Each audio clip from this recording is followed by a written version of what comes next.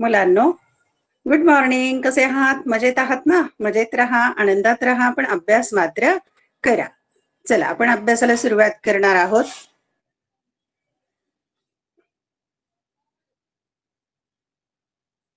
Welcome, सुस्वागतम. हे video lecture मी record करत आहे, त्यामुळे तुम्हाला ते युट्यूबवर जाऊनही पाहता येऊ शकतं. अर्थशास्त्र इयत्ता 12वी हा विषय आपण अभ्यासाला घेतलाय. पण मी आज तुम्हाला एक सुविचार पण सांगत आहे. पहा, सुविचार वाचू शकता तुम्ही. एक क्षण रडवून जातो, एक क्षण हरवून जातो. एक क्षण रडवून जातो, एक क्षण हसवून जातो. जीवनाच्या प्रवासात येणारा प्रत्येक क्षण हा काहीतरी नक्कीच शिकवून जातो. याचा अर्थ असा की आपल्या आयुष्यामध्ये बरे वाईट, चांगले वाईट, सुखदुःखाचे लहान मोठे क्षण येत असतात. काही हसवतात, काही रडवतात, पण त्यामधून आपल्याला अनुभव मिळतो, शिक्षण मिळतं आणि आपण मग समृद्ध होतो. चला तर पाहूया. इयत्ता 12वी अर्थशास्त्र यामधील घटक किंवा प्रकरण क्रमांक 3 आपण अभ्यासत आहोत. मागणीचे विश्लेषण, डिमांड अनालिसिस. आणि यामध्ये आज महत्वाचा उपघटक अभ्यासाला घेतलाय, मागणीचा नियम, म्हणजेच लॉ ऑफ डिमांड. लॉ म्हणजे नियम. मागणीचा सिद्धांत, मागणीचा नियम असंही म्हणतात. सिद्धांत आणि नियम याचा अर्थ एकच आहे. मागणीचा नियम अतिशय सोपा, परीक्षेला 100% येणारा हा प्रश्न आहे. चला तर पाहूया, आपण समजून घेऊया. प्रत्येक प्रश्नामध्ये प्रस्तावना लिहिणं गरजेचं आहे. प्रस्तावना अधिक महत्वाची असते, त्याला 1 गुण वेगळा दिला जातो. पाहूया आपण. सन 1890 मध्ये प्रकाशित झालेल्या अर्थशास्त्राची मूलतत्वे या ग्रंथात प्राध्यापक अल्फ्रेड मार्शल यांनी मागणीच्या नियमाची मांडणी केली आहे. आता हे लाल अक्षरामध्ये जे शब्द घेतलेले आहेत ते महत्वाचे आहेत, ते उत्तरात यायलाच हवेत. 1890 साली. आणि आपण मागे पण उल्लेख केलेला आहे, प्राध्यापक मार्शल यांच्या ग्रंथाचं नाव आहे अर्थशास्त्राची मूलतत्वे. आणि या ग्रंथामध्ये त्यांनी मागणीचा नियम मांडलेला आहे. बाकीचे आपण जे मार्शलचे नियम अभ्यासत आहोत ते याच ग्रंथामध्ये किंवा पुस्तकात मांडलेले आहेत. आणि या नियमामध्ये काय सांगितलंय, तर या नियमाद्वारे किंमत आणि मागणी यातील परस्पर संबंध स्पष्ट केलाय, की एखाद्या वस्तूची किंमत आणि त्या वस्तूची मागणी यामध्ये काय संबंध असतो हे स्पष्ट केलाय. आणि मागच्या लेक्चरमध्ये आपण अभ्यासलंय की वस्तूची किंमत आणि वस्तूची मागणी यांचा व्यस्त किंवा उलटा संबंध असतो, की वस्तूची किंमत वाढली की मागणी कमी होते आणि वस्तूची किंमत कमी झाली की मागणी वाढते. हा परस्पर संबंध डॉक्टर मार्शल यांनी अर्थशास्त्राची मूलतत्वे या पुस्तकामध्ये स्पष्ट केलेला आहे. आता आपण पाहूया सिद्धांताचे विधान किंवा नियमाचं विधान. हे सगळ्यात महत्वाचं आहे की जे तुम्हाला पाठांतर करणं गरजेचं आहे. प्राध्यापक अल्फ्रेड मार्शल यांच्या मते ते काय म्हणतात पाहूया. इतर परिस्थिती स्थिर असताना, आता हे वाक्य अतिशय महत्वाचं आहे की इतर परिस्थिती स्थिर असताना, याचाच अर्थ असा की सूक्ष्म अर्थशास्त्रामध्ये जे सिद्धांत मांडलेले आहेत त्यामध्ये ही पहिली ओळ असणारच आहे. इतर परिस्थिती स्थिर असताना, की जेव्हा काही विशिष्ट परिस्थिती स्थिर असेल त्याच वेळेला एखाद्या वस्तूची किंमत वाढली असता मागणी घटते, एखाद्या वस्तूची किंमत जास्त झाली की त्याची मागणी कमी होते, आणि वस्तूची किंमत कमी झाली असता मागणी वाढते. म्हणजेच काय, तर इतर परिस्थिती स्थिर असताना, कोणती तर जी परिस्थिती मागणीवर परिणाम करते. आपण मागच्या व्हिडिओ लेक्चरमध्ये अभ्यासलेलं आहे की मागणीवर परिणाम करणारे घटक 11 घटक आपण अभ्यासलेले आहेत. ते घटक जे आहेत त्यातील फक्त किंमत हा घटक बदलता ठेवलेला असून बाकीचे 10 घटक स्थिर ठेवलेले आहेत. ते स्थिर असताना फक्त वस्तूची किंमत बदलली तर काय परिणाम होईल हे मागणीच्या नियमामध्ये सांगितलेलं आहे. की अतिशय सोप्या भाषेमध्ये डॉक्टर मार्शल यांनी हा सिद्धांत आपल्या समोर मांडलेला आहे की वस्तूची किंमत वाढलेली आहे. आपण बाणाने दर्शवूया की वस्तूची किंमत वाढली, त्यावेळेला काय होणार आहे, तर त्यावेळेला मागणी कमी होणार आहे. त्याचप्रमाणे उलट, की वस्तूची किंमत कमी झालेली असेल त्यावेळेला वस्तूची मागणी वाढणार आहे. हे उदाहरण तुमच्या आमच्या दैनंदिन जीवनामध्ये आपल्याला अनुभवास येते, की जेव्हा तुम्ही बाजारामध्ये गेलेले असाल आणि तुम्हाला जी वस्तू खरेदी करायची आहे तिची किंमत जर कमी झाली, तर तुम्ही ती अधिक खरेदी करू शकता. आणि त्या वस्तूची किंमत जर वाढलेली असेल तर ती खरेदी करण्यासाठी तुमचे पैसे कमी पडतात, त्यावेळेला ती वस्तू कमी खरेदी केली जाते. म्हणजेच इतर परिस्थिती स्थिर असताना फक्त किमतीचा मागणीवर काय परिणाम होतो हे अभ्यासताना वस्तूची किंमत वाढली असता मागणी घटते किंवा कमी होते, आणि वस्तूची किंमत कमी झाली असताना मागणी वाढते, असा याचा अर्थ आहे. हे या 3 ओळी तुमच्या पाठ असलेल्या पाहिजेत. उद्याच्या लेक्चरमध्ये हे तुम्हाला सांगावं लागेल. म्हणजेच सोप्या शब्दामध्ये आपण असं सांगू शकतो, दुसऱ्या शब्दात इतर परिस्थिती कायम असताना वस्तूच्या किमतीत वाढ होते तेव्हा वस्तूच्या मागणीत घट होते. किंमत वाढली की त्या वस्तूची मागणी कमी होते किंवा घट होते. जेव्हा वस्तूच्या किमतीत घट होते तेव्हा वस्तूच्या मागणीत वाढ होते, आणि वस्तूची किंमत कमी झाली की त्या वस्तूची मागणी वाढते. हे व्यवहारातला दैनंदिन जीवनातला अनुभव आहे. अशा प्रकारे वस्तूची किंमत आणि मागणी यांचा संबंध व्यस्त म्हणजे उलटा असतो. व्यस्त स्वरूपाचा म्हणजेच परस्पर विरोधी असतो. की किंमत वाढली तर मागणी कमी होणार, किंमत कमी झाली तर मागणी वाढणार, म्हणजे उलटा एकमेकांच्यावर उलटा परिणाम होतो. व्यस्त संबंध असं त्याला म्हणतात. परस्पर विरोधी व्यस्त संबंध हा शब्द विसरू नका. व्यस्त किंवा परस्पर विरोधी असा संबंध असतो. आता आपण हेच सूत्राच्या सहाय्याने मांडणी करूया. मागणी व किंमत यांचा फलन संबंध म्हणजेच किमतीचा काय परिणाम होतो, त्याचं फंक्शन काय आहे, खालील प्रकारे स्पष्ट करता येतो. सूत्र दिलेलं आहे dx बरोबर f कंसामध्ये px. हे एवढंच सूत्र महत्वाचं आहे, लक्षात ठेवायचंय, उत्तरामध्ये येणं अपेक्षित आहे. आता खाली या सूत्राचं विश्लेषण दिलेलं आहे. dx बरोबर f कंसामध्ये px. आता इथे सूत्राचं विश्लेषण मध्ये डी म्हणजे काय तर वस्तूची मागणी, डिमांड फॉर कमोडिटी. कमोडिटी म्हणजे वस्तू, एक्स वस्तू आहे कुठली तरी. डी म्हणजे काय, डिमांड, वस्तूची मागणी. आणि एक्स म्हणजे काय तर वस्तू, वस्तूला म्हणतात कमोडिटी.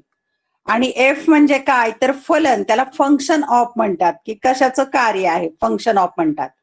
आणि पी एक्स म्हणजे वस्तूची किंमत, प्राइस ऑफ द कमोडिटी, वस्तूची किंमत, P x price of the commodity. म्हणजेच काय तर डी एक्स बरोबर एफ कंसामध्ये पी एक्स, मागणी हे किमतीचे फलन आहे, असा याचा अर्थ होतो. किमतीमुळे मागणी बदलते. हा फलन संबंध या सूत्राच्या सहाय्याने स्पष्ट केलेला आहे. आणि हे स्पष्टीकरण न लिहिता हे सूत्र लिहिणं गरजेचं आहे. आता आपण पाहूया की गृहीतके याचा अर्थ की या परिस्थितीवर अवलंबून हा सिद्धांत आहे. म्हणजे काय तर खाली 7 बाबी दिलेल्या आहेत.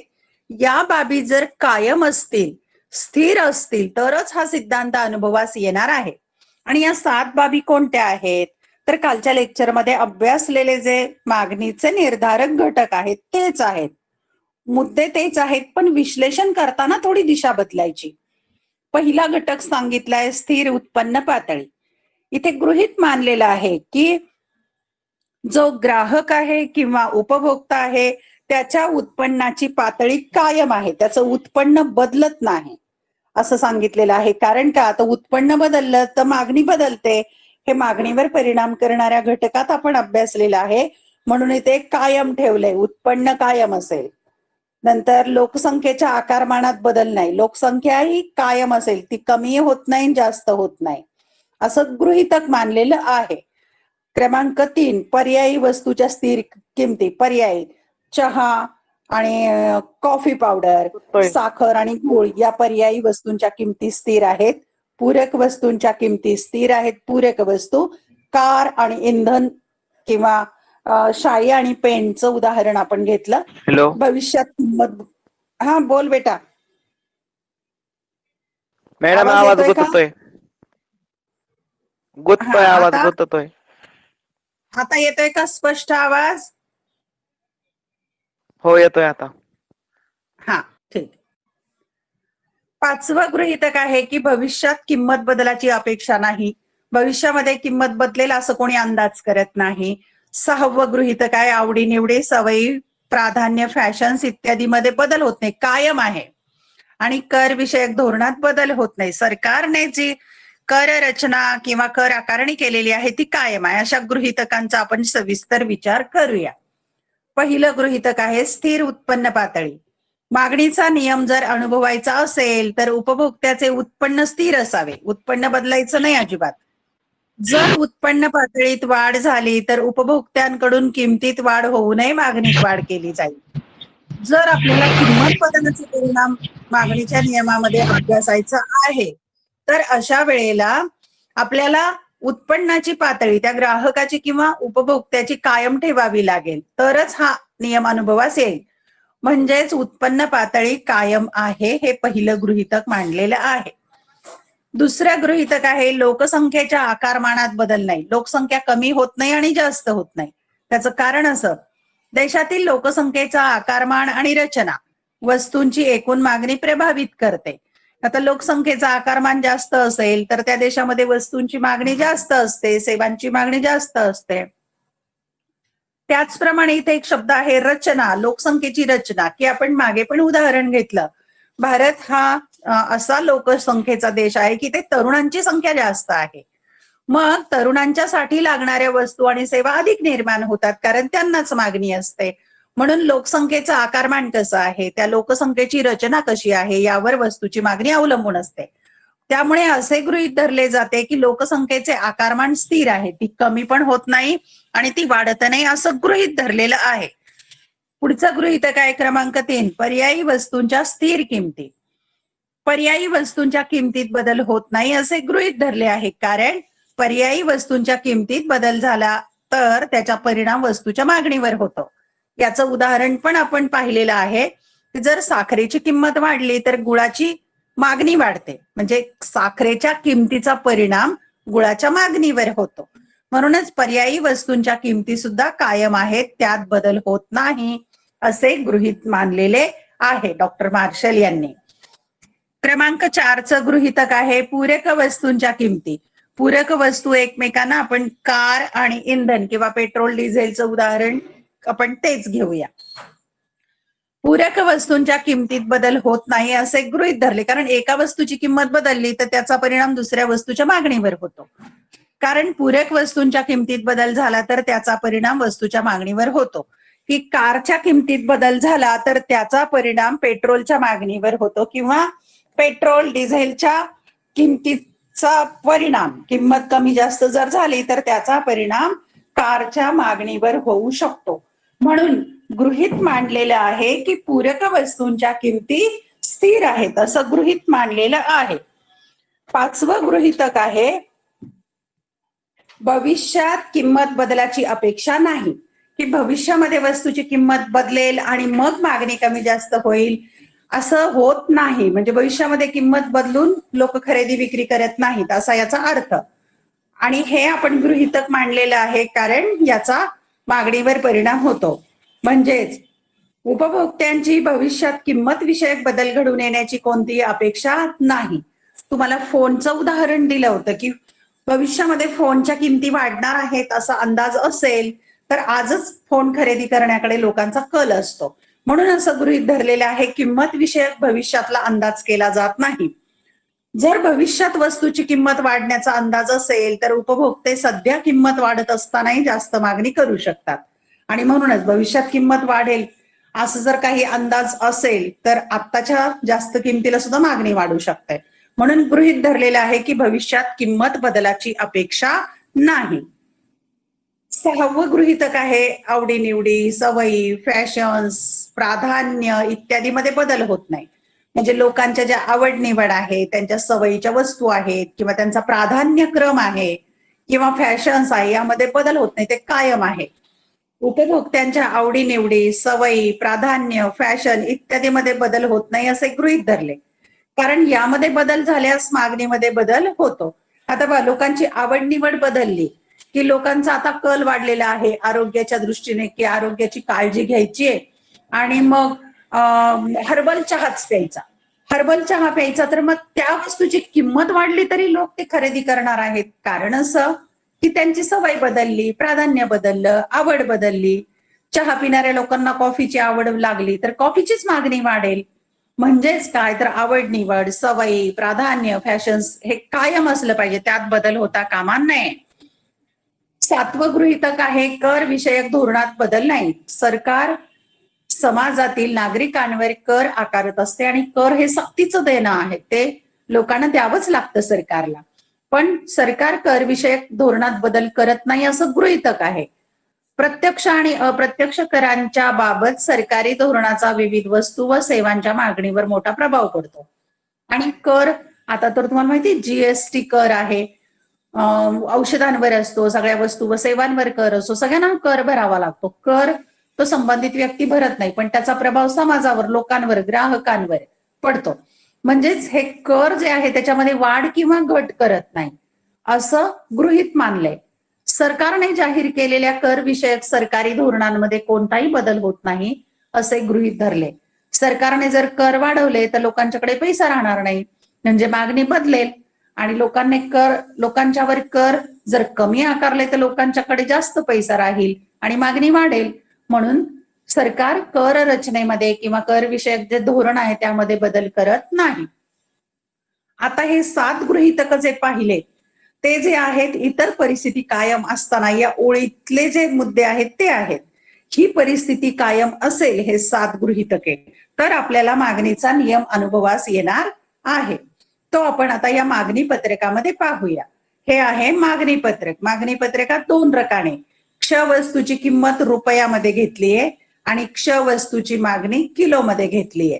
म्हणजे क्ष वस्तू आहे 50 रुपये किलो किंमत असताना 1 किलोची मागणी, किंमत कमी झाली 40 रुपये 2 किलोची मागणी, पुन्हा किंमत 30 रुपये कमी झाली 3 किलोची मागणी, पुन्हा किंमत 20 रुपये कमी झाली 4 किलोची मागणी, पुन्हा किंमत 10 रुपये किलो झाली तर 5 किलोची मागणी. म्हणजे जसजशी किंमत कमी होत गेली तसतशी त्या वस्तूची मागणी वाढत गेली.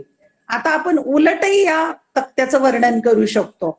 10 रुपये किंमत होती तर 5 किलोची मागणी, किंमत वाढली 20 रुपये किलो झाली 4 किलोची मागणी, 30 रुपये किलो वस्तू झाली तर 3 किलोची मागणी, 40 रुपये किलो वस्तू झाली तर 2 किलोची मागणी, 50 रुपये किलो वस्तू झाली तर 1 किलोची मागणी.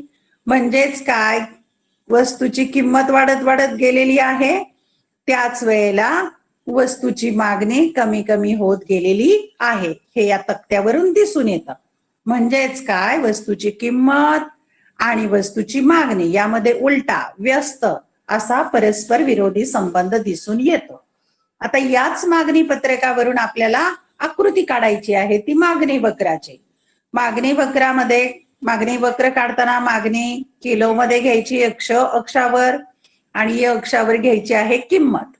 मग क्ष अक्षावर आपण मागणी 1 2 3 4 5 बिंदू नोंद करायचे आणि य अक्षावर 10 20 30 40 50 किंमत नोंद करायची, दिलेले बिंदू जोडायचे. मग 50 रुपये किंमत असताना 1 किलोची मागणी, नंतर 40 रुपये किंमत असताना 2 किलोची मागणी, 30 रुपयाला 3 किलो, 20 रुपयाला 4 किलो, 10 रुपयाला 5 किलो. मग हे बिंदू जे जोडले आपण, हे बिंदू जे आहेत ते असे जोडायचे रेषेने किंवा वक्र म्हणायचं त्याला नाव द्यायचं म. हा झाला म मागणी वक्र. तो डावीकडून उजवीकडे खाली घसरत येतो, हा बाण दाखवलाय. आणि याची कारण पण आपण मागच्या लेक्चरमध्ये अभ्यासली आहेत की हा खाली का येतो. अशा प्रकारे मागणीच्या नियमामध्ये सुरुवातीला प्रस्तावना लिहायची, त्यानंतर त्या प्रस्तावनेनंतर गृहीतक लिहायची, गृहीतकांच्या नंतर तक्ता लिहायचा, तक्त्याच्या नंतर मागणीचा हा वक्र काढायचा आहे. आता या मागणी वक्राच्या नियमाचे किंवा मागणीच्या नियमाचे अपवाद, हा सगळ्यात महत्वाचा प्रश्न परीक्षेला येणार आहे. अपवाद म्हणजे काय ते समजावून घ्या. मागच्या आपण एका सिद्धांतामध्ये अभ्यासलंय. अपवाद या शब्दाचा अर्थ पुन्हा एकदा घेऊया. अपवाद याचा अर्थ एखादा नियम असेल तर तो नियम पालन न करणं. त्याचं उदाहरण पण घेतलं होतं आपण की एखादा विद्यार्थी नियम पालन करत नाही, शिक्षकांनी सांगितलेलं आहे अभ्यास करा, आणि एक विद्यार्थी अभ्यास करत नाही, बाकीचे करतात, याचा अर्थ काय, तर तो मुलगा नियमाला अपवाद आहे. आता आपण पाहूया मागणीच्या नियमाला अपवाद. म्हणजे मागणीचा नियम काय आहे, वस्तूची किंमत जर वाढली तर मागणी काय व्हायला पाहिजे, कमी. आणि वस्तूची किंमत कमी झाली तर मागणी वाढायला पाहिजे. पण हा नियम पालन करत नाहीत काही गोष्टी. कोणत्या, त्या पाहू. मागणीच्या नियमाचे अपवाद काही आहेत. याचाच अर्थ काही अपवादात्मक परिस्थितीत वस्तूंची किंमत वाढते तेव्हा उपभोक्ता अधिक वस्तूंची खरेदी करतो. याचा अर्थ काय होतं, अशी काही परिस्थिती असते की वस्तूची किंमत वाढल्यावरच लोक खरेदी करतात आणि किंमत कमी झाल्यावर कमी वस्तूंची खरेदी करतात. म्हणजे मागणीच्या नियमाच्या उलट वागतात ते. अशा वेळी मागणी वक्र डावीकडून उजवीकडे खालून वर जाणारा असतो आणि अशा वेळेला मागणीचा वक्र दिशा बदलतो. कसा, ते आपण पाहूया. आता पहा, या चित्रामध्ये दाखवलेलं आहे, या आकृतीमध्ये दाखवलं आहे.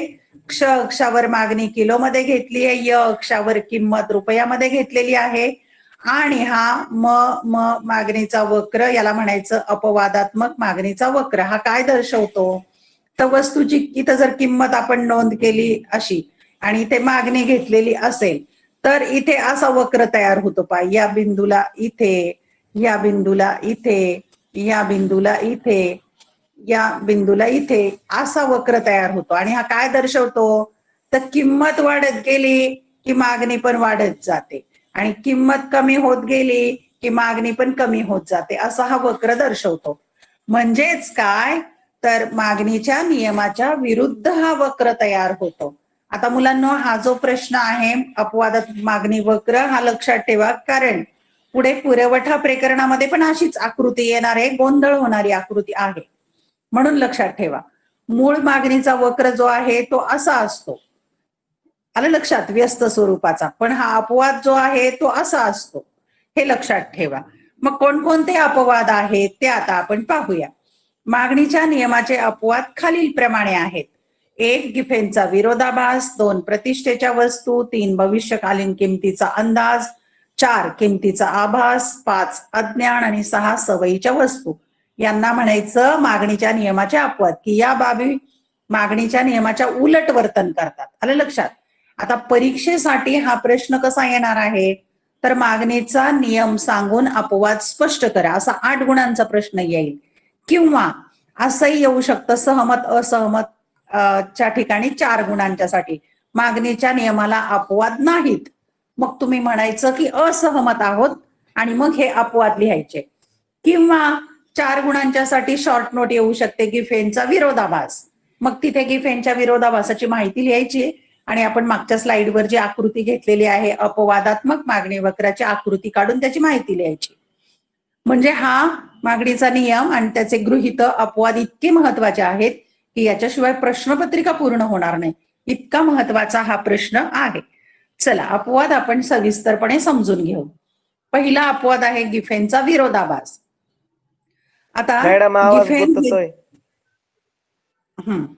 आता आला का? हो, आला. हा, गिफेनचा विरोधाभास. रॉबर्ट गिफेन हे इंग्लंड मधले एक शास्त्रज्ञ होते. त्यांना हा एक दैनंदिन जीवनात आलेला अनुभव आहे, तो त्यांनी मांडलाय. कनिष्ठ वस्तू किंवा हलक्या प्रतीच्या वस्तू म्हणजे गिफेन वस्तू, हे लक्षात ठेवा. वाक्य काय, कनिष्ठ किंवा हलक्या प्रतीच्या वस्तू म्हणजे त्याला गिफेन वस्तू म्हणतात. आता उदाहरण तुमच्या व्यवहारातलं घेऊया.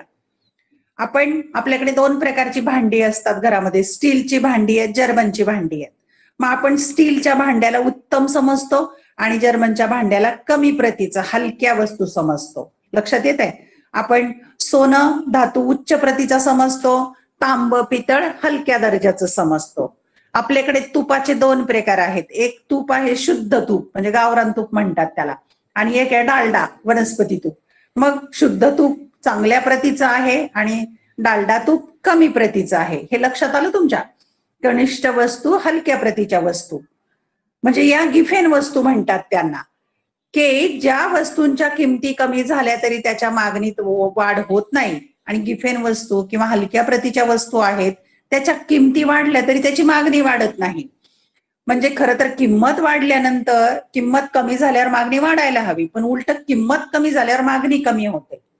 अशा वेळी जेव्हा वस्तूची किंमत कमी होते तेव्हा त्या वस्तूची मागणीही कमी होते, म्हणजे किंमत कमी झाल्यावर मागणी वाढते. सर रॉबर्ट गिफेन यांनी इंग्लंडमध्ये कनिष्ठ दर्जाच्या वस्तूंमधील संबंध शोधून काढला आणि इंग्लंडमध्ये घडलेली ही घटना त्यांनी कनिष्ठ वस्तू ज्या आहेत त्याला गिफेन वस्तू म्हणतात त्यांच्या बाबतीत संबंध शोधला. जेव्हा पावाच्या किमती कमी होतात तेव्हा व्यक्ती त्याची अधिक खरेदी करत नाही. आता पाव आपण जसं भाकरी पोळी खातो तसं परदेशामध्ये पाव खातात भाकरी पोळी सारखं. मग पाव या वस्तूची किंमत कमी झाल्यावर लोकांनी जास्त घ्यायला पाहिजे की नाही, पण तसं घडलं नाही, तिथे उलट घडलं. कारण त्यांची खरेदी शक्ती आणि वास्तव उत्पन्नात वाढ होते. कारण काय तर समजा 10 रुपयाचा पाव 8 रुपयाला झाला तर त्यांचे 2 रुपये एक्स्ट्रा झाले ना, त्यांच्याकडे स्वतःचे वाचले. मग त्याऐवजी ते उच्च दर्जाची वस्तू खरेदी करतात. उदाहरणार्थ मांस खरेदी करण्यास प्राधान्य देतात.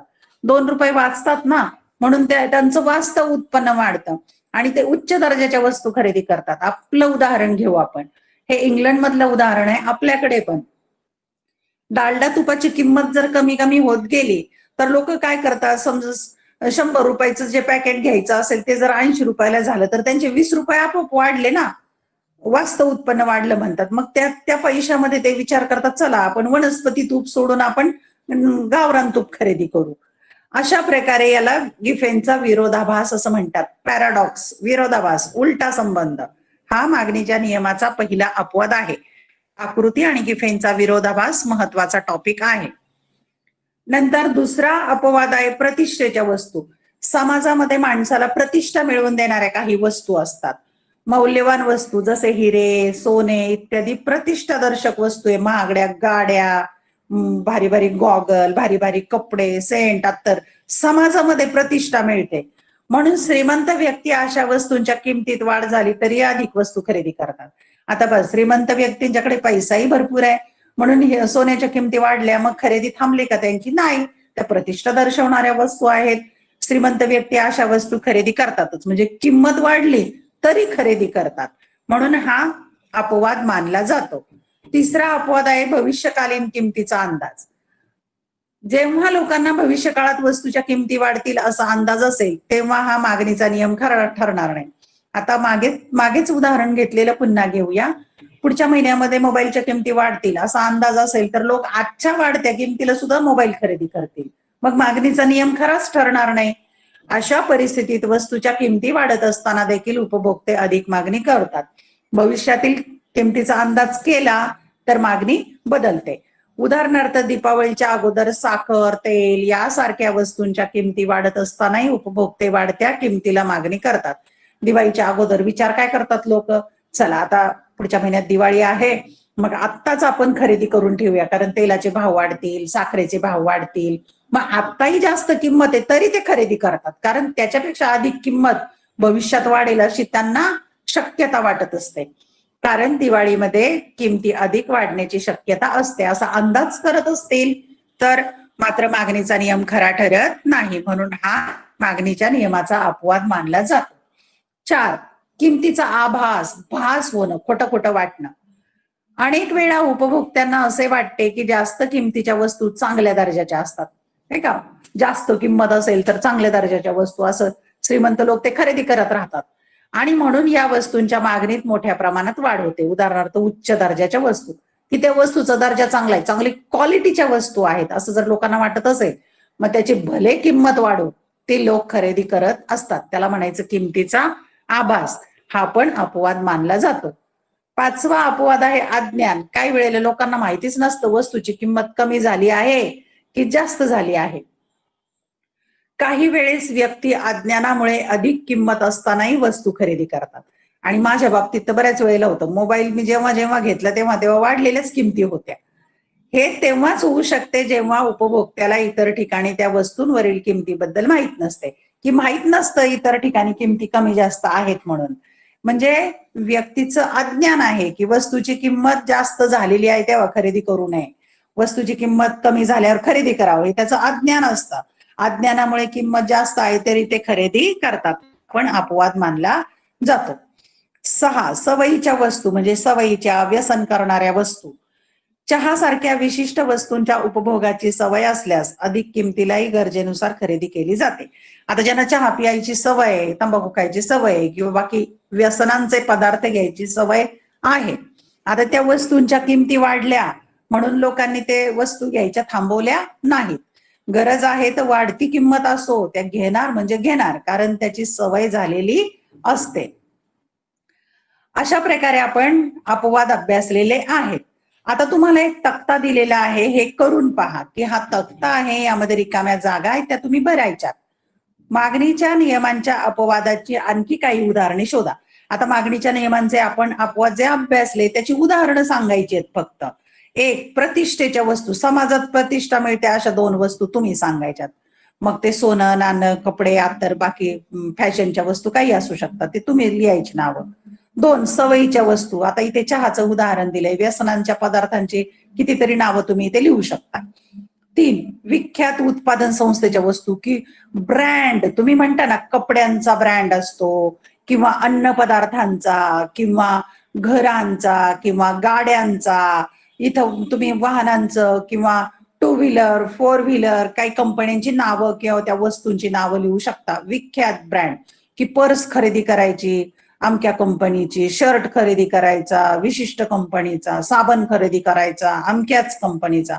अशा प्रकारे तुम्ही इथं या मागणीच्या नियमांची अपवादांची उदाहरणं ही तुम्ही लिहायची आहेत. मी बरीचशी उदाहरणं तुम्हाला दिलेली आहेत. अशा प्रकारे आज आपण मागणीचा नियम अभ्यासलेला आहे. परीक्षेला 101% येणारा हा प्रश्न. आणि मागणीचा नियम लिहिताना कशा प्रकारे लिहायचा, पहिल्यांदा प्रस्तावना लिहायची. प्रस्तावनेमध्ये 2 टॉपिक येतात. त्यामध्ये अर्थशास्त्राची मूलतत्वे, ग्रंथाचं नाव, डॉक्टर मार्शलचं नाव आलं पाहिजे.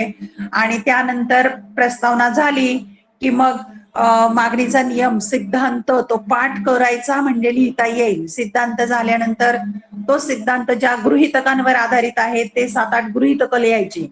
गृहीतकं लिहिल्यानंतर तक्ता काढायचा आहे, तक्ता पाठ करायचा आणि तो लिहायचा. सूत्र लिहायचं, तक्ता लिहायचा, तक्त्यावरून आकृती काढायची.